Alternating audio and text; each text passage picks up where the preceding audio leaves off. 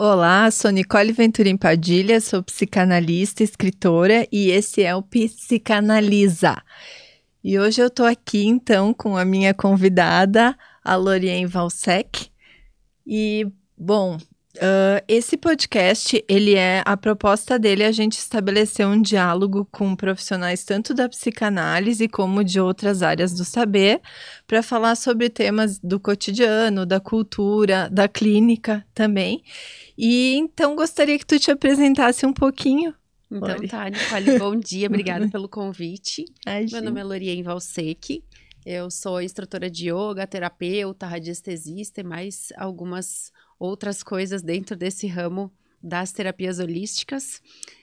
E eu venho aqui com muito amor para poder contribuir com o teu projeto. Muito feliz então, Nicole. Obrigada por ter aceito o convite. Então, Lori, eu vou te explicar um pouquinho como é que funciona o esquema, né? Dentro de um processo de análise, a gente tem uma técnica que a gente chama de associação livre, que é quando o paciente chega e eu digo para ele falando tudo que vier à cabeça. Aqui a gente não tá numa sessão de análise, mas a proposta é mais ou menos essa. Eu lanço o tema, né? O nosso tema hoje é corpo e mente. A gente vai falar sobre a psique e o somático, né? O soma, o corpo. E, enfim, aí lançado esse tema, tu vai poder ir dizendo assim o que te vier à cabeça, o que tu gostaria de falar, e a gente vai estabelecendo um diálogo a partir disso. É para ser algo bem espontâneo, natural. Vamos ver onde o nosso inconsciente vai nos levar. Tá bom, achei bem divertido. Então, eu posso começar? Pode começar. Tá bom, então. Então, dentro dessa questão das psicossomáticas, eu considero muito importante a prática de yoga, né? Da meditação e da respiração. Por quê? Porque em algum momento das nossas vidas, como construção de vida, nós tivemos algumas questões que nos traumatizaram, nos colocaram em condições de crenças, de hábitos que nos intoxicaram, e dentro dessas somatizações nós adquirimos dores, doenças e também padrões, né? Padrões de vícios, enfim. E esses vícios, essas situações nos colocam em baixa, né? E o yoga, ele consegue te elevar e fazer com que tu perceba teu corpo, tua mente, teu espírito, né? A meditação te faz se perceber melhor, né? E dentro das práticas de yoga também diminuindo dores, né? Fazendo com que a gente esteja mais presente, fazendo com que a gente se sinta melhor, né? Mais disposto e também criando hábitos novos. Porque quando a gente inicia um processo de transformação, os hábitos novos começam a aparecer dentro da nossa vida, né? Essa é a minha percepção. Sim, é verdade. É interessante o que tu tá trazendo, porque a gente vai estabelecendo esse diálogo, né, entre as áreas. E uma das coisas que a gente mais trabalha dentro da psicanálise é justamente o que vem se repetindo durante a vida. Claro, a gente vai pensando muito mais em questões... o nosso inconsciente, muitas vezes, ele aparece via processo de repetição, né? A gente percebe que, às vezes, a gente está fazendo sempre a mesma coisa, mesmo conscientemente sabendo que aquilo não nos faz bem. Então, o que faz com que a gente siga nesse automático? Um dos processos é justamente poder quebrar isso e pensar o que se construiu aí. E a partir disso é interessante a gente pensar na questão do corpo, por isso do tema, inclusive hoje, porque a gente também acredita, né, nós da psicanálise, que as nossas primeiras marcas psíquicas, elas são via corpo. Tem uma autora que eu estudo muito, que é a Pierre Lanier, que ela diz que o nosso psiquismo, ele se funda no encontro com o corpo do outro, né, da mãe ou da figura que está cuidando. É quando existe esse encontro que o psiquismo surge. E esse encontro, ele não tem como não deixar algumas marcas, né, sejam elas prazerosas ou sejam marcas mais traumáticas, mas isso vai estar sempre vindo à tona de alguma forma. Ótimo. Então, nessa consideração, eu acho que a meditação ajuda um monte, né? Para que a gente identifique essas situações que a gente repete durante a vida. Dentro da meditação, a gente aprende a estar em observação. Né? E então a prática tem que ser feita todos os dias, nem que sejam uns minutinhos. Ela não precisa silenciar toda a mente, cada pessoa vai escolher essa dinâmica preferida, né? Mas estar em observação sobre as situações que a gente projeta, que a gente repete, que a gente vivencia 5 minutos por dia, que seja, para que a gente se avalie, né? Estar em observação sobre a situação que a gente viveu naquele dia. Como que foi a tua reação emocional? Como que tu te sentiu? Que temperatura tinha teu corpo? Como que tu se sentiu? Porque tem muitas vezes que a gente repete um padrão, acessa uma memória, acessa uma dor, né? E a gente já desencadeia um gatilho, né? E dentro desse gatilho, desse formato de observação, a gente começa a se aprimorar nesse formato de gatilho, para que a gente não tenha que repetir esse padrão, né?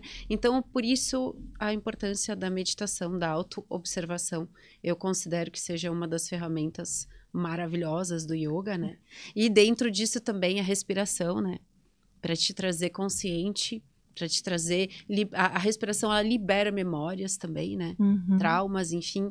Então, acho importante a gente praticar essas duas ferramentas do yoga. Sim, é verdade. Às vezes eu brinco com os pacientes que eu tô atendendo na clínica, quando a gente constata algumas coisas, né, que eles se dão conta de alguma vivência, algo que tá se repetindo e sendo revivido hoje, e muitas vezes eles ficam, tá, mas e agora o que que eu faço com isso, né? O que eu tenho que fazer? E a gente, na psicanálise, a gente não vai trabalhar com uma coisa mais direcionada, comportamental, de agora tu vai fazer isso, ou dar tarefas, esse tipo de coisa. Mas eu digo para eles, olha, vai ser importante que tu vá desenvolvendo essa conversa contigo mesmo, assim, né? Isso que tu tá trazendo dessa observação, que é porque nesse dia a dia, nesse automático que a gente vai vivendo, a gente para muito pouco para pensar mesmo no que tá fazendo, no que tá falando, e acho que ter momentos em que tu realmente te conecta, né? Observa os teus sentimentos, acessa esse sentir, acho que isso é fundamental, porque muitas vezes a psicossomática ela vai se dar justamente num funcionamento em que esse sentir está de alguma maneira bloqueado por uma forma de defesa, enfim, a pessoa acaba bloqueando esse acesso a esse sentimento, mas aquilo não deixa de existir. Então vai aparecer em outras vias e muitas vezes vai ser a partir do próprio corpo. E isso acaba muitas vezes trazendo até quadros mais complicados, né? Somáticos mesmo. Exatamente. Se tu for ver por um ângulo do yoga mesmo, dos chakras, por exemplo, o chakra umbilical ali, o plexo solar, ele é responsável pelos órgãos ali, pâncreas, estômago, intestino, né? E quando tu não absorve corretamente uma emoção, quando tu não digere uma emoção corretamente, tu pode afetar esses órgãos. Então, muitas vezes, por exemplo, tu teve uma situação desconfortável com um parente, com um amigo, tu tem uma dor de estômago em sequência. E aquilo pode se tornar corriqueiro, né? Pode se tornar uma coisa comum de acontecer pro teu corpo. E daqui a pouco tu já tem um problema no teu estômago, já tem alguma debilidade ali. Então, porque da importância de se observar, de olhar pro teu corpo, né? De parar, de se trazer presente, né? E às vezes também se colocar como espectador da situação que tu viveu, para não absorver mais aquela emoção ou digerir ela de uma maneira mais leve, né? Não se identificar com o seu próprio drama.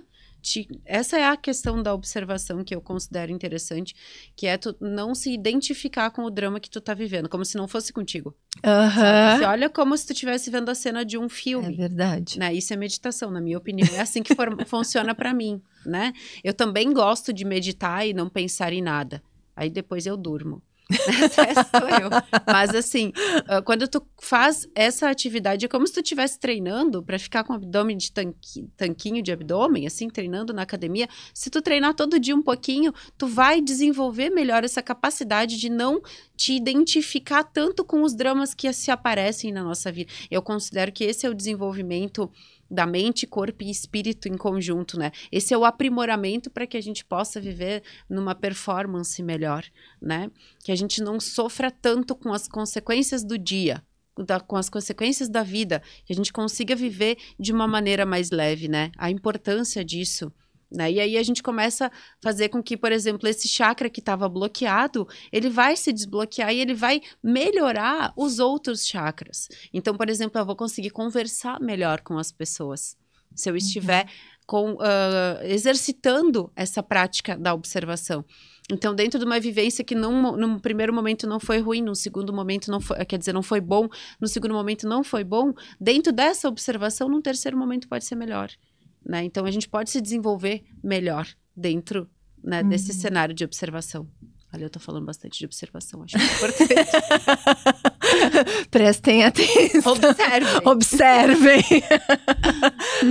Sabe que isso que tu tava falando, eu acho uma coisa bem interessante, esse processo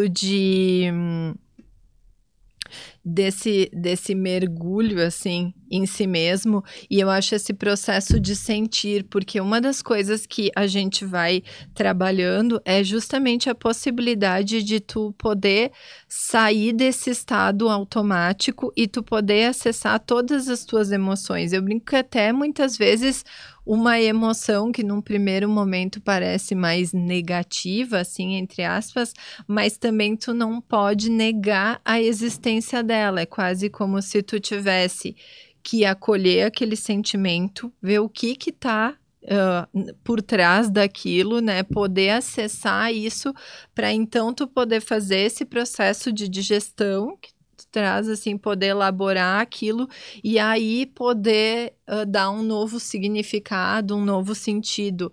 Mas é interessante porque eu vejo que em alguns momentos, por exemplo, as pessoas tentam negar que estão sentindo coisas como mágoa, como raiva. E quando tu nega, quando tu finge que aquilo não tá dentro de ti, a tendência de aquilo começar a te fazer muito mal, começar a te corroer mesmo, envenenar por dentro, é muito fácil disso acontecer. Então, a importância de tu poder acessar, entender aquilo e, claro, aí vem o segundo momento, que era aquilo que tu trazia, que é justamente sair desse lugar de, bom, eu tô sentindo isso, mas eu vou me identificar, eu passo a ser aquilo, eu passo a ser, de uma certa forma, uma vítima daquele sentimento, como se o mundo, as pessoas, enfim, fossem responsáveis por tudo aquilo. Eu acho que um processo, quando a gente faz esse mergulho em si, uma das coisas é um processo de responsabilização por aquilo que eu estou sentindo e aquilo que eu estou vivendo. Muitas vezes as pessoas até brincam comigo, é o meu inconsciente. Eu digo, pode ser teu inconsciente, mas ainda é teu. O inconsciente é teu. Exatamente. Então, acho que esse processo, ele é fundamental. Eu considero como se essas emoções todas que a gente tem possibilidade de experienciar, elas são como faculdades. E dentro de cada faculdade, a gente tem a possibilidade de se aprimorar. Né? Então, não tem como a gente não olhar, não tem como a gente não acolher e não transmutar isso. E usar essa energia toda de dentro de cada emoção para criatividade, para fazer esse movimento mesmo. Nossa, se eu tenho tanta potência para sentir uma energia ruim, uma sensação ruim, uma emoção ruim, imagina quando eu estou criando algo extraordinário. Algo criativo, como eu não posso ser melhor, né, dentro desse formato. Então, eu considero isso também interessante, né, nomear essas emoções, né, para que elas contribuam de alguma maneira. Diz que a emoção da raiva, por exemplo, ela é uma das criatividades mais fortes. Quando tu manifesta ela como criatividade, quando tu usa essa energia, dá para ligar uma cidade. entende? É Fazer algo verdade. extraordinário. Quando tu tá emocionalmente apaixonado e não tá sendo contribuído, né? Tu escreve músicas, poesias. Tu se torna criativo, né? Então pode ser usado a favor todas essas emoções. Então essas faculdades, elas precisam ser olhadas, experienciadas, aprimoradas dentro da gente e com a parada, esse mergulho. Eu gostei da ideia do mergulho, viu? Eu uso a palavra meditação, né? Mas o mergulho é interessante porque a gente entra mesmo. A gente A gente entra tem que desligar. nas nossas profundezas, né? Exatamente. Nós somos incríveis, nós somos É universos. verdade. É verdade. Sabe que mergulho, agora que tu falou, eu lembrei porque a gente fala que o inconsciente, dentro da psicanálise, a gente tem o desenho do iceberg, né? Uhum. Então, é quase como se o consciente, aquilo que a gente tem acesso é a pontinha. Uhum. E o que tá ali embaixo é todo um lado nosso que a gente desconhece, que são muito dessas vivências que ficaram esquecidas, entre aspas, né? Porque parece que foi esquecida, mas não foi. E que a gente acaba tendo acesso muitas vezes por outros meios. Um deles vai ser a palavra, por exemplo, no processo de análise, no processo de meditação, nos sonhos, né? Que é esse mergulho. E eu acho que é muitas vezes e uma das formas que isso vai acabar aparecendo em alguns momentos é justamente o corpo, porque é quase como se aquilo que tu vivenciou fica esquecido ali, guardadinho, né, submerso em algum lugar, mas todo aquele afeto, toda aquela emoção, aquilo que esteve atrelado segue ali e vai se ligar em alguma coisa. E muitas vezes, dependendo das vivências, isso vai se ligar em partes do corpo. E aí que é o problema, porque é quase como se aquilo que tu não sente, tu vai acabar sentindo em um outro lugar, de uma outra forma, Sim, até que tu acesse aquilo verdadeiramente, né? Exatamente. E aí pode se tornar algo muito doloroso. O que eu vejo, por exemplo, dentro das práticas ali, dos meus atendimentos, são dores incríveis nos ombros, nas costas, de carregar coisas, né? Vai saber quanto tempo tem essa bagagem que a pessoa está carregando, né? Então, muito dores nos ombros, né? Nas costas. E na lombar, que a lombar também fala sobre essa conexão da autocobrança, né? Então, também é um caminho sem volta. Quando a gente começa a praticar e a desenvolver esse autoconhecimento, vão surgir coisas lá do baú da vovó, né? Que a gente vai trazer. Então, é um mergulho sem fim, na verdade. Porque a gente vai trazendo pra fora. Quando tu vê, nossa, eu tô super bem, mas daqui a pouco vem alguma coisa porque tava lá no fundo e a gente já mexeu tanto que as coisas vão saindo. Até que a gente, né? Eu mesma tô sempre tirando alguma coisa lá dos confins, né? A gente não para de se trabalhar. Não para, é verdade. Acho que sempre tem coisas a nosso respeito pra gente tomar conhecimento. E é interessante isso que tu fala, porque às vezes eu vejo até as pessoas, ai, mas agora eu acabo me dando conta das coisas. É quase como se quisessem aquilo que a gente brinca às vezes, né? Desver aquilo, porque eu não aguento mais, eu preciso parar. Esse processo é muita coisa e não adianta. No momento em que tu começa a te abrir para esse processo psíquico, corporal, em vários sentidos, e tu começa a acessar, a tendência é que isso se amplie, sim, e tu vai descobrindo coisas que tu nem fazia ideia a teu respeito, das tuas vivências, e só que ao mesmo tempo eu brinco com as pessoas, no primeiro momento isso pode gerar um pouco de angústia, um pouco de medo, de receio, mas depois aquilo dá um grande alívio, porque é quase como se tu começasse a tomar conhecimento daquilo que antes tu estava só repetindo, sem saber por quê, o que estava ali. Então, esse acesso assim ao conhecimento, a si, ele é fundamental, ele é libertador, embora às vezes possa ser bastante doloroso, claro, né? Eu digo, às vezes, quem está num processo de análise não vai ser o momento mais divertido do dia. Tem vezes que vai ser mais difícil, mais doloroso, mas faz parte do processo. Com certeza.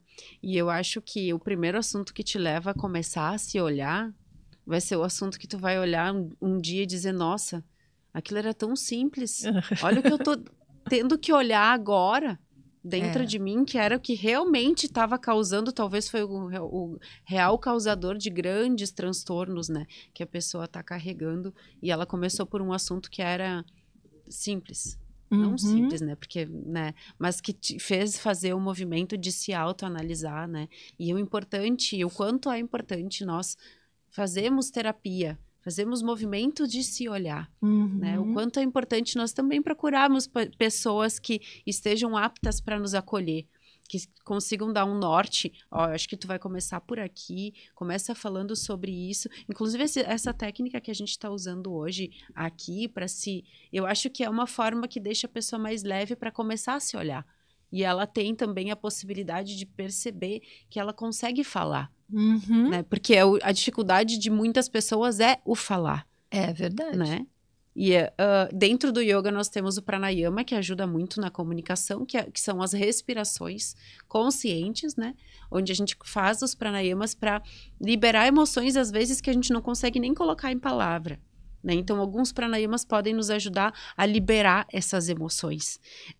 E também as práticas intensas e restauradoras, que são práticas que vão te colocar em posições de acolhimento, né? Que são práticas mais calmas, mais como se tu tivesse o tempo todo se abraçando. Né? Então, traz bastante esse acolhimento. Essas são práticas maravilhosas para quem está começando a fazer um movimento de olhar para si mesmo, né? Para te ver que tu também pode se acolher. É verdade. Tu também, dentro desse mergulho, pode se sentir seguro contigo mesmo. Tu esteve contigo desde o primeiro dia da tua vida até o último. É verdade. Né? Tu tem que saber se acolher e se olhar, né? E daqui a pouco aprender a confiar numa outra pessoa que pode te dar esse caminho, né? É verdade. Tu sabe que esses dois aspectos que tu tá trazendo, assim, eles são bem importantes. Esse ser acolhido por um outro e poder me acolher também. Que isso está muito ligado até ao que a gente está falando da questão da psicossomática, porque no início da vida, o bebê, ele tá ali com uma série de sensações, muitas delas corporais mesmo, né, de necessidades, fome, dores, enfim. E ele vai ter uma figura ali que vai acolher ele, né, que vai dar essa contenção para tudo isso que ele tá sentindo de alguma forma, nomeando, dando esse suporte físico também, né, esse colo. Claro, quando esse processo se deu de uma maneira satisfatória, que a gente diz também que esse satisfatório tem um termo do Winnicott que é suficientemente bom, porque é um satisfatório, mas falhando também, porque se esse bebê também precisa lidar com o fato de que aquilo não vai ser o tempo todo, que às vezes o desconforto vai se estender um pouco mais do que ele gostaria, para ele ir podendo ter o processo de criar, né? Que num primeiro momento é quase como se ele fosse criando um mundo que o satisfaça quando essa mãe, por exemplo, está ausente, né? Então, é esse processo que a gente vai vendo no início da vida e que ele vai se reproduzir depois mais adiante, porque tu tem um outro que te acolhe, mas tu vai desenvolvendo um processo também de criar formas para dar conta do teu desconforto e depois, com o passar do tempo, é quase como se tu fosse internalizando também essa outra pessoa que te acolheu, que te deu essa contenção, quase como se tu tivesse uma mãe interna, assim, te dando esse abraço. E é isso que a gente vai poder trabalhar com as pessoas, né? A possibilidade de, sim, nós não somos seres que vivemos isolado no mundo, a gente precisa do carinho, do afeto, né? Desse olhar do outro, a gente tem essa necessidade, mas também é importante que a gente desenvolva, né, dentro de nós a possibilidade de se dar esse acolhimento, também essa contenção em momentos de desconforto, para que tu não fique completamente à mercê de um outro também. Tudo é uma questão de equilíbrio, né? Exatamente. E as pessoas começam a olhar para essa situação, muitas vezes já passando de uma certa idade, né? Que precisavam ter trabalhado esse autoacolhimento desde pequenos. E não tiveram essa possibilidade, talvez tiveram uma infância diferente e difícil, né? Então, agora, depois de mais velhos, começam a se olhar. E dentro do yoga, né, dentro das terapias de yoga, existem vários movimentos que a gente faz para esse processo de estar presente e estar acolhido, né? E se dar amor, né? Se dar amor. E também se sentir amado. Porque se dar amor é fácil, nós podemos nos dar amor. E se sentir amado por ti mesmo, né? Tu saber se sentir amado. Se permitir ser amado, né? Porque eu acho que essa necessidade que nós temos também desse acolhimento faz com que vários tipos de psicossomáticas diminuam consideravelmente. Eu acredito assim que quando a gente encontra o ponto da dor, a gente já diminui 500% do movimento. Se a gente encontra aquela forma de dor e acolhe ela, né, e tem o entendimento dela, vira essa chave, aquela dor vai diminuir consideravelmente e aí vai vir outra dor. Aí a gente vai ter que olhar para outra dor, né? Mas assim, fazendo esse movimento, a gente consegue conduzir, né, um processo de cura. Olhando para o movimento, a gente já inicia o processo de cura, né? Se olhar já é um processo de cura. É verdade. Né? Até porque essa questão que tu estava falando em permitir-se, né, ser amado por si mesmo ou por outra pessoa, isso é uma das coisas que está assim nessa questão da psicossomática, porque muitas vezes a gente tem pessoas que de alguma forma isso que eu estava falando antes, essas vivências iniciais, elas foram um pouco mais complicadas, talvez não tiveram um acolhimento, uma contenção, né?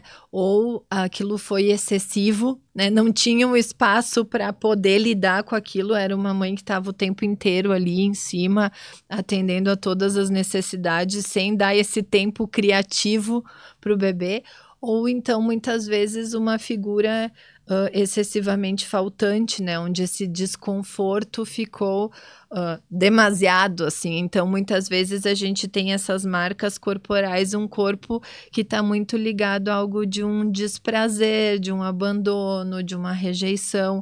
E muitas vezes é para se proteger disso que as pessoas acabam bloqueando o acesso aos sentimentos, às emoções, aos afetos, porque algo nessa vivência foi extremamente doloroso, extremamente traumático. Então, é quase como bom para eu me proteger, eu não acesso mais o que eu sinto. Cria essa barreira. Só que aqueles afetos, eles estão circulando ali e eles vão acabar aparecendo muitas vezes no corpo, que até quando estava falando das dores, né? Até da gente identificar onde são essas dores, em que partes do corpo, isso muitas vezes também vai estar contando uma história para nós, né? Aquilo não está ali por acaso, tem algo da vivência de cada um que vai explicar o que esse corpo está falando, está comunicando da história. Exatamente, na minha percepção também, eu acredito muito que a pessoa ela tem aquela vivência desde pequeno, aquelas experiências, e se torna uma única verdade. Então, dentro do contexto da pessoa, da vivência da pessoa, foi a única possibilidade de realidade que ela teve, então, para ela, que ela é a verdade absoluta. Então, para sair desse contexto, também tem que bagunçar ali, né? Tem que botar para fora, tem que falar, tem que sair, porque senão tu vai entrar dentro de uma roda onde todas as situações que tu tiver que projetar na tua vida dentro de uma relação, tu vai projetar aquela, não, até aqui tu vem, ou não vai conseguir se envolver, não vai conseguir se aprimorar dentro das relações por conta dessa deixa, não, até aqui tu pode vir, né? E por isso que é importante esse movimento de bagunçar, de trazer para fora, de mergulhar e de tirar, né, lá do fundo todas essas faltas, esses excessos, né? Muitas vezes o excesso também, eu acredito que o excesso de uma maternidade, por exemplo, muito atendida, faz com que a pessoa ou exija demais numa relação essa atenção, né? Com certeza. Eu digo relações conjugais principalmente, né? Ou a pessoa certamente, se tiver um filho um dia, vai ser ou excesso ou falta por conta, né, e é interessante porque cada pessoa funciona de um formato, né? Por exemplo, tu pode ter tido uma falta na infância e necessitar muito do outro. pela falta. É verdade. Né? Ou ter tido a falta e não acreditar que o outro possa te oferecer. Não se sentir merecedor. Então, cada um tem um método, né? E identificar todo esse processo para que esse método se desenvolva corretamente e a pessoa possa se aprimorar ali, se melhorar e se dar a possibilidade, né? De um novo formato, né? Isso que tu trouxe agora é uma coisa bem importante para a gente pensar, porque é esse... o que cada um vai fazer com aquela vivência. Porque muitas vezes as pessoas até veem que assistem vídeos na internet, e quando acontece tal coisa, é isso que vai acontecer depois com a pessoa. E a questão não é tão linear, tão causa e efeito. Não é receita de bolo. Não é receita de bolo. A gente... acredita, né? Principalmente tem uma teórica ali que eu estava comentando antes contigo, a Piera, que ela diz que o nosso eu, ele faz uma interpretação do mundo. Então, a forma como cada um vai interpretar aquilo que viveu, aquilo que recebeu do outro, aquilo que sentiu, vai ser única, vai ser singular. Então, por isso que a gente não tem como oferecer um processo pronto, uma receita de bolo mesmo. Às vezes as pessoas, mas aí o que eu faço com isso? Na verdade, o processo vai ser tu tentar reconstruir essa história, dar um novo sentido para ela, mas a partir da tua própria vivência. E essa bagunçada, assim, que tu falava antes, às vezes eu brinco que é como se a gente tivesse dentro de nós algo que tá todo montado, assim, com umas pecinhas, que aquilo tá fechado daquela forma. E que num processo terapêutico é quase como se a gente fosse lá e desse uma bagunçada naquelas peças que estavam acopladas sempre da mesma forma e permitisse novas montagens, novos arranjos entre aquilo para dar um novo significado, uma outra imagem, um outro sentido. Então, essa energia que a gente desgasta muitas vezes repetindo padrões é a energia que a gente pode dar para criar novos formatos, né? É verdade. E aí a gente usa essa criatividade para co-criar uma nova forma. E daqui a pouco isso vai reverberar dentro da tua vida, dentro do teu futuro, do que tu tá construindo, porque tu mexe aqui, tudo se desenvolve depois, né? E a transformação, ela vai acontecer em várias camadas, né? Então, é importante bagunçar para olhar, porque dentro dessa sistêmica que a gente usa na vida, muitas vezes as peças não estão nos lugares certos. É verdade. E aí a gente tá achando que tá combinando ali, que a minha mãe monta muito quebra-cabeça. Eu acho muito legal isso, porque a gente acha às vezes, serviu aqui, e tu vai ver que aquela peça não era naquele lugar. E ela vai fazer muito sentido no outro lugar. E aí depois o resultado fica mais bonito, né? Mais harmônico. As metáforas da vida. E isso das peças é interessante porque às vezes aquelas peças elas até se encaixam num determinado momento. Mas é porque elas estão a serviço de alguma coisa, né? Dentro da psicanálise vincular, a gente fala nas alianças inconscientes. E elas podem ser tanto a nosso benefício, essas alianças, elas são estruturantes e necessárias, mas algumas delas, elas vão para um lado mais patológico. É quase como se a gente criasse uma aliança com algumas pessoas das nossas relações e existe um pacto ali que vai se repetindo e as pessoas nem se dão conta o quanto aquilo está levando a um adoecimento de todos, mas aquilo segue da mesma forma. E aí, quando tu desencaixa essas peças dessa forma como elas estão e tenta estabelecer outros tipos de relações, outros vínculos, isso também se renova e cria outras possibilidades. Tanto é que muitas vezes a gente está até atendendo um paciente individual, por exemplo, e quando ele começa a ter movimentos diferentes dentro da família ou dentro de um casal, isso acaba repercutindo em movimentos nos demais daquele ambiente, porque aquele encaixe que estava de uma determinada forma, ele ganha uma outra proporção. Exatamente. Exatamente. Quando uma pessoa se transforma dentro de casa, ela vai afetar consideravelmente toda a família que está ali envolvida, porque os movimentos estão sendo feitos, né? As dinâmicas estão se modificando, então tu consegue ver parentes muito próximos fazendo suas mudanças também para se aprimorar, né? Querendo olhar para si mesmos, né? Eu estava pensando numa outra questão que vem das psicossomáticas que eu achei interessante a gente abordar, que são esses contratos que a gente faz com os nossos antepassados, que aí se tornam padrões repetitivos. E uma coisa que eu tenho um filho de 11 anos, né? E ontem mesmo ele me perguntou, mas a gente pode mudar isso? Pode mudar? E sim, eu sou uma pessoa que rompe muitos padrões dentro da minha vida, dentro da minha família, dentro dos meus arquétipos, dentro dos meus formatos. Por exemplo, tu faz um contrato de ser exatamente igual ao teu pai, um homem, por exemplo, faz um contrato para ser exatamente, ter as mesmas rotinas, os mesmos os hábitos, né? E aí tu vai adquirir possivelmente as mesmas doenças. E aí quando tu tá na frente de um médico, ele vai te dizer, teu pai ou teu avô já passou por alguma situação parecida, ou tem, por exemplo, diabetes, né? Teu avô ou teu pai, isso pula gerações. Não, mas espera, como é que é a tua rotina? Como é que são os teus hábitos? Como é que é o teu formato de vida? Como que tu pensa que deve ser? O que tu acredita como verdade? Que era o que a gente estava falando antes, né? Porque a tua verdade absoluta é ver o teu pai fazendo isso todo dia, né? Tendo uma rotina assim. Então, né, eu vou assinar esse contrato e usar esse formato, essa receita de bolo, né? Porque funcionou, bom, ele viveu até os 80, né? 80 é bom, né? Então eu vou usar esse formato e aí tu começa a adquirir todas as psicossomáticas do que o teu querido pai ali abraçando e acolhendo todas essas como se fossem tuas, né? E aí, não, pera. Aí eu sou mais autêntica, eu quero fazer tudo diferente. Eu vou usar a minha receita de bolo que eu criei aqui no meu, né?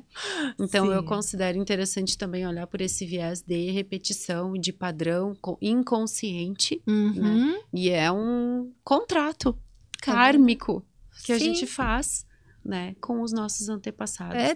Dentro da psicanálise, a gente tem um termo, por exemplo, que é contrato narcísico, que é como que os pais vão inserir esse bebê no mundo.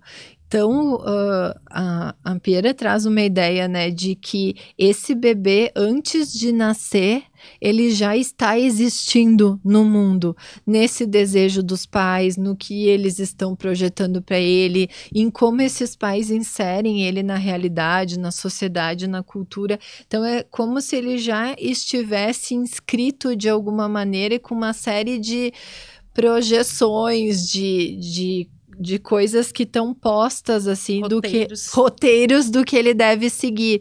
E um pouco disso, ele é necessário para a gente se inserir mesmo nesse mundo, né? Fazer parte desse desejo dos pais, tu ter um lugar nesse desejo, um lugar de amor, enfim. E vai ter um processo identificatório que tem coisas que a gente vai acabar se espelhando, os nossos pais, as figuras de amor importantes na nossa vida, elas vão ser muito espelhos, né? Então, tem coisas que sim, eu vou me identificar, eu vou repetir, mas eu não posso ficar cristalizada, estagnada naquilo que ela fala, é que esse projeto identificatório, ele se dá justamente nesse movimento. Vai ter uma identificação inicial de repetição de modelo, mas depois tu também precisa começar a pensar sobre si. Ela inclusive usa esse termo assim, a pensar, a desejar por si, a criar a tua própria história, o teu próprio roteiro, né? Não é que nem aquelas, às vezes a gente vê aqueles filmes, aquelas novelas que continua sendo o mesmo personagem e muda o ator, e aí só muda, mas a história é a mesma. E em alguns momentos na nossa vida é isso que acontece, a história segue a mesma e só mudam os atores. Não, no momento em que tu tá ali de protagonista da tua vida é uma nova história, não pode ser só a história dos teus pais ou até das gerações anteriores, né? Às vezes as pessoas me falam, isso é genético, eu digo, olha, eu não sei, não é a minha área se é genético ou não, mas que tem uma carga aí transgeracional, algo que é passado inconscientemente de geração após geração, isso eu posso te dizer que alguma coisa aí tem. Exatamente. Dentro da radiestesia, que é um processo também que é o movimento, uma energia que é o movimento dentro dos meus atendimentos, a gente faz essa limpeza transgeracional, né? Faz com que a pessoa ela tenha acesso dentro dos seus mergulhos, né? A esses padrões, né? O que que tá sendo, o que que tu vê como repetição, né? O que que tu tá fazendo de diferente para ser diferente, não que tu não honre. Não, é bem diferente honrar, por exemplo, honrar pai, mãe, avós e tudo mais, do que estabelecer um contrato com as escolhas deles. Né? Essas escolhas, elas têm que ser diferentes. E a gente está se transformando, o mundo se transforma o tempo todo. Então, a gente tem uma possibilidade de acesso à informação muito fácil hoje em dia para fazer essa transmutação, para fazer esse movimento mais autêntico, que eu acho que, se a gente tem a possibilidade de estar aqui, nós temos que ter autenticidade, né? Nós temos que fazer diferença, né? Como seres humanos, como pais, né? Como na sociedade, como amigos. Nós temos que trazer, é uma responsabilidade nós fazemos essa diferença, né? Não seguindo sempre um padrão. É claro, como tu disse, acolhe certas situações, precisam ser parecidas, né? Até mesmo eu penso, em algumas situações como mãe, minha mãe me ensinou muitas coisas como mãe, para ser mãe com o meu filho. E eu tenho um carinho e um acolhimento e eu uso essa forma porque ela funcionou comigo. Sim. Né? Então, é bonito, assim, meu pai como pai, né? Muitas coisas que ele me ensina, eu gosto de projetar no meu formato porque funciona, né? Essa coisa de ser consciente, né? De usar de uma maneira consciente toda essa sabedoria. É verdade. E tu sabe que esse que tu trazia antes, né? Eu tenho, sim, uma gratidão, um amor por aquelas figuras que me trouxeram ao mundo, né? Que, no melhor dos casos, desejaram que eu estivesse aqui, mas isso não significa que eu tenho esse contrato, essa dívida de que eu tenho que seguir aquilo que eles programaram ou almejaram para mim, ou até mesmo viveram nas próprias vidas deles. Porque muitas vezes uma das coisas que eu percebo de uma dificuldade das pessoas é quando elas chegam num determinado momento da vida, muitas vezes de sucesso, de prosperarem, de conquistas, e parece que naquele dado momento elas vão um passo adiante do que chegaram os pais, as outras pessoas da família, parece que algo trava. É quase como se viesse uma culpa, assim, de não, eu não posso ultrapassar essa história. Eu tenho que ir até onde foram, senão quase como se eu estivesse fazendo mal se eu for adiante. Então, às vezes eu até brinco com as pessoas quando elas estão para fazer um movimento e travam e dizem, é que eu tenho medo que dê errado. E às vezes eu brinco, eu acho que o teu medo é que dê certo, porque muitas vezes é isso que trava, é a possibilidade de dar certo, de ir um passo adiante, de construir uma história diferente daquela história familiar, e parece que tem algo de errado nisso, justamente porque eu vou romper uma repetição, um padrão, algo que era da minha família até então. E não tem nada de errado. Uma das coisas que são libertadoras é isso. Sim, tu pode romper, tu pode fazer diferente, te autoriza isso, né? Se autoriza, né? As frases que eu uso dentro do meu formato Laurier, né? Também trazem essa autorização. Né? Eu me autorizo a ser feliz, eu me autorizo a ter sucesso, porque a gente precisa estar o tempo todo se autorizando, né? Porque senão a gente vai viver, que nem tu disse ali, no sentimento de eu não mereço estar vivendo essa nova forma, eles não vieram até aqui, né? Então, a gente precisa estar se reformando e se autorizando. E a autoafirmação, eu acho importante também utilizar como meditação, né? Dentro da meditação. Onde tu te coloca na possibilidade de ter o que tu quer, o que tu deseja, né? Tu se sentir dentro daquela forma. Já.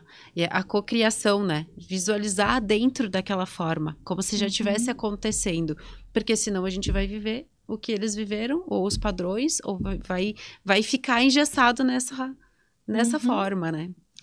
E inclusive, é esse processo que vai se fazendo que em alguns momentos as pessoas me perguntam também, mas no processo de análise eu vou ficar muito presa ao passado, vou ficar falando muito da infância, e o objetivo não é ficar preso ao passado. Outro dia eu ouvi uma figurinha na internet que eu achei muito interessante a ideia, que não é olhar para o passado, é olhar para o que não passou, porque é justamente o que desse passado ainda está me amarrando, está fazendo com que eu fique aprisionado, seja um passado mesmo da relação ali, né, bebê, criança com os pais, ou seja um passado de um histórico familiar mesmo, de um transgeracional que segue se repetindo. E é o olhar para isso, compreender isso para poder modificar isso hoje, né, entender, me responsabilizar por aquilo, perceber o que me serve, o que não serve mais, o que disso sim faz sentido, se identifica com quem eu sou, e o que talvez é daquelas pessoas, mas não vai seguir sendo meu, e a partir daí também tu poder prospectar um futuro diferente. Às vezes a gente percebe assim que as pessoas estão há um tempão numa mesma situação, e no momento em que elas começam a abrir espaço interno mesmo para poder olhar para aquela situação, para poder ressignificar aquilo dentro de si, um mundo de outras possibilidades se abre dali em diante, e aí parece que coisas começam a acontecer, mas é que tu te abriu e fez também os movimentos internos para que isso acontecesse, porque às vezes a gente projeta tudo, como eu dizia antes, no exterior, nas outras pessoas, na realidade, no mundo. Tá, e o que eu tô fazendo? O Freud dizia, né, o que tu fez com o que fizeram de ti, assim? Então não dá para te ficar, ao contrário do que dizem, um processo de análise não vai ser a culpa é da mãe, a culpa é do pai. Não, tá, eles fizeram aquilo que eles fizeram, era o que era possível, mas o que tu vai fazer com aquilo que fizeram também? Tem uma dinâmica interessante no yoga, eu usei no yoga, tem outras técnicas também, né?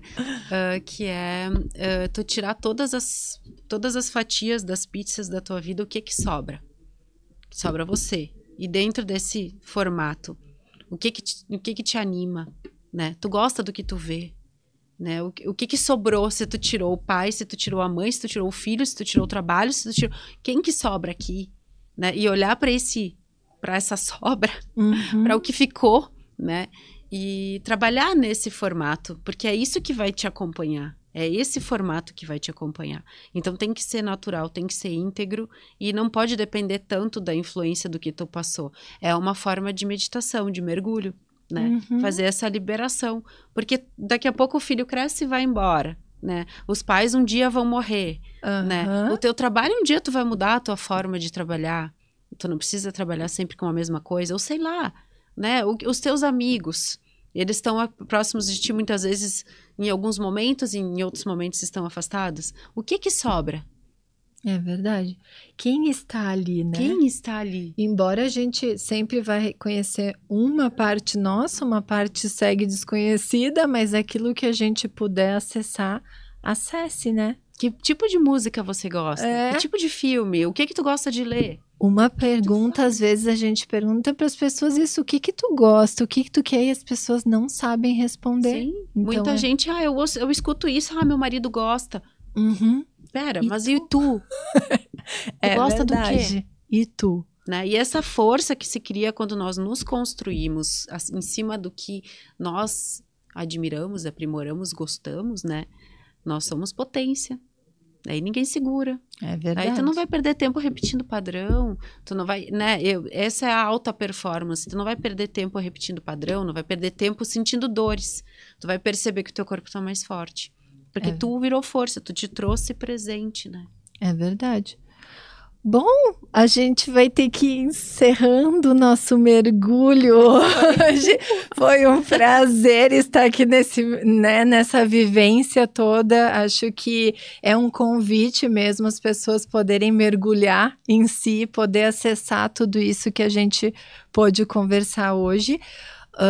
Lori, queria que tu deixasse aí teu Instagram, para quem quiser conhecer um pouco mais do teu trabalho. Tá bem, então, eu agradeço mais uma vez pela possibilidade de fazer parte dessa experiência maluca que eu nunca tinha feito. Permitir-se o novo. Permitir mergulhar, né?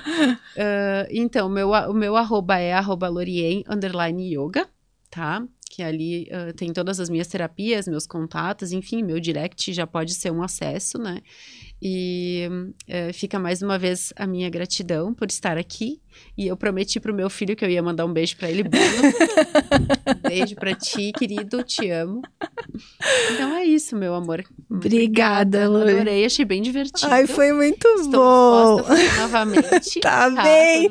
Viram outros convites, foi um prazer. E fica o convite aí também para quem está nos assistindo, acompanhar o Psicanalisa no Instagram, que é Psicanalisa Podcast, e também no YouTube, onde os vídeos vão ser disponibilizados, que também o nome no YouTube é Psicanalisa Podcast. Obrigada, até mais.